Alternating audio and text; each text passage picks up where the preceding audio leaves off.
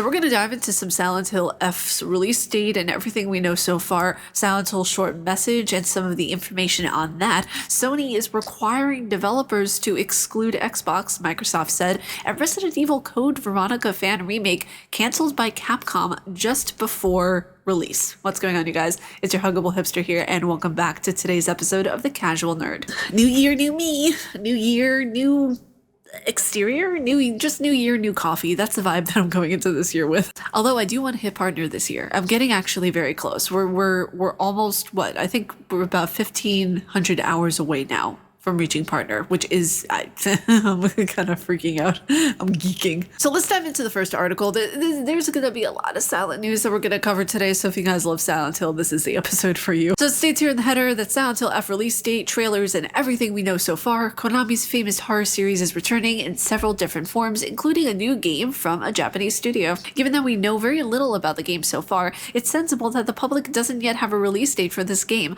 We can surmise that it's probably at least a year away, though if Konami has been taking notes while Capcom has ushered in a new golden age for Resident Evil, it's possible that the former will utilize a similarly brief marketing window. The past several Resident Evil games have been released just a few months after their reveals, so maybe Silent Hill F will sneak up on us sooner than anticipated. As for platforms, none were mentioned during this reveal, but we can reasonably assume that it will be on PC as well as Xbox and PS5. Now, this is interesting considering the fact that the article that we're going to dive in later is about Sony is requiring developers to exclude Xbox. There's trailers for Silent Hill F. Silent Hill F looks just absolutely gorgeous. Like at the end where just all the flowers and all this it just looks absolutely stunning. My gosh. So also we have a few theories of why it's called Silent Hill F. And the F kind of has like the curved thing where you see in like music notation of where it basically in Italian, it's strong soft. So when you're playing the piano, you have to play it with force, but also a sense of softness and politeness and soothingness. So I don't know. I mean, like it probably goes into the whole theme of what is Silent Hill, of where it has this brute strength yet incredible beauty to it. So next up in gaming news, more Silent Hill, told you guys. Look out, Silent Hill, the short message rated for release on PS5. Not surprised about that, which I'm not surprised if they even kept it exclusive to PS5, considering the fact of that's Silent Hill's home. That's where Silent Hill started. Now it states here in the article that earlier this year, Konami hosted a live stream to reaffirm its commitment to the Silent Hill franchise, where it announced several new projects, including an avalanche of upcoming games: Silent Hill 2 Remake, Silent Hill Ascension, Silent Hill Downfall, and Silent Hill F. However, a title which was previously rated in Korea, Silent Hill The Short Message, was not part of the live stream. The game has since re-emerged in Taiwan, where it's been cleared for release on PS5, and there's even a description as translated by Google. Anita came into the abandoned apartment. Wait a second, I should probably make this a little more gloomy. Hold on.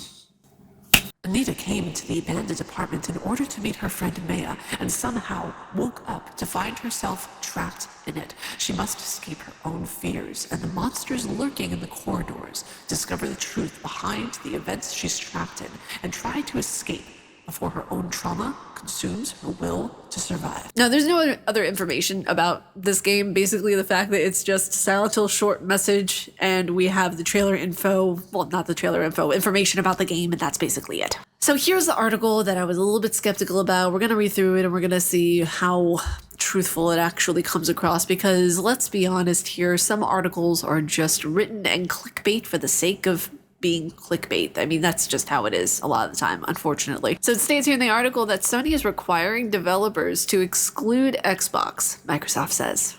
I'm not really sure that that's completely the truth, but okay, we'll go through it. Now, it states here in the article that as Sony continues to argue the proposed Microsoft takeover of Activision Blizzard would harm competition in the gaming space, the PlayStation maker is also apparently keeping some third-party games from launching on Xbox, according to its big rival. Microsoft reckons Final Fantasy XVI, Bloodborne, and Silent Hill 2 Remake won't ever hit Xbox consoles because Sony has effectively strong-armed their developers into into excluding Xbox, excuse me. As a part of the response to UK government's probing of the Activision Blizzard deal, Microsoft says that while exclusivity partnerships aren't uncommon, there are some arrangements that are harmful to developers and gamers. In quote, in addition to having outright exclusive content, Sony has also entered into arrangements with third-party publishers which require the exclusion of Xbox from set platforms these publishers can distribute their games on. Some prominent examples of these agreements include Final Fantasy VII Remake, Square Enix, Bloodborne from Software, the upcoming Final Fantasy game, and recently announced Silent Hill 2 Remake from the Blobber team. And if it's on PC, then why wouldn't it be a stretch of the imagination to think that it could be on Xbox as well? This is the issue that I'm seeing with this. Okay, so it also states here that Microsoft has already told CMA that Final Fantasy VII Remake cannot be released on Xbox. This is because Sony has signed the Xbox exclusion agreement with some third-party publishers for several games, including Final Fantasy VII Remake. Vote with your wallet? Surprise, surprise. You know, consequences happen from those actions. So you're going to see what you put your money towards, you know? So whenever we see the fact that Deathloop, it was the same thing. It was entered into a 12-month agreement with, you know, I think it was Steam and PlayStation, of where it was only on, you know, PlayStation and Steam for 12 months. Then it went over to Xbox Game Pass. That's typical. That is absolutely normal to have happen in this space. So I don't think, you know, we should be surprised if we see the same thing happen with Silent Hill 2. Hell, that would be incredible if it happened with Silent Hill 2 Remake, because that means that more gamers get to play that game.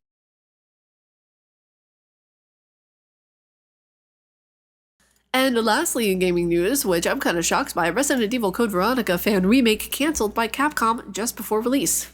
And it states here in the article, an impressive-looking fan remake of Resident Evil Code Veronica has been shut down by Capcom. According to the developers, the incredibly sudden announcement was just made over the project's Discord and comes just before the game was set to launch. While there isn't much information to go on right now, the developers say that this shouldn't be used as evidence of an official Code Veronica remake being in the works. The reason given for the cancellation was the use of Capcom-owned characters and the Resident Evil trademark, although there are other fan games that have avoided this legal pressure so far. I mean, I'm gonna sound like the bad guy because it says in a quote here, unfortunately, Capcom has contacted us and they have canceled our project. We're sorry to tell you that they canceled it out of pure evil, since there are no signs that an official Code Veronica is coming from them. Okay, Jesus Christ. Can we just say for a second that when you use official licensed material in a game that you created, I don't know if they asked permission from Capcom. I'm guessing not. That's completely fair for them to shut down your project.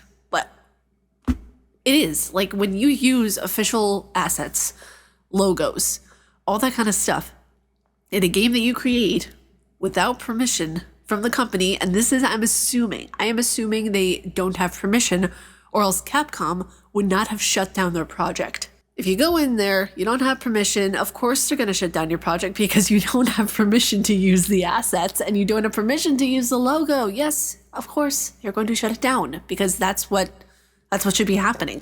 If people were going to use my assets from a game that I create, of course I'm going to shut them down because it's assets that I created. I think it's wild. I think it's really wild how people are so entitled, even though they might have created something really cool and really immersive, even though Capcom is not creating a Code Veronica or a Code Veronica X right now. Maybe they are doing something, and maybe they do have something in the works currently, but by doing a fan-made project and letting that slip under the radar, especially one as good looking as this one, that's going to start to raise some speculation. And they don't want, I hate to say it, I really do, but they don't want a fan-made project that looks really, really good outselling a game that they could sell that is a remake of the game that everybody wants. So I feel like when it comes down to it, no, Capcom is not doing this out of pure evil.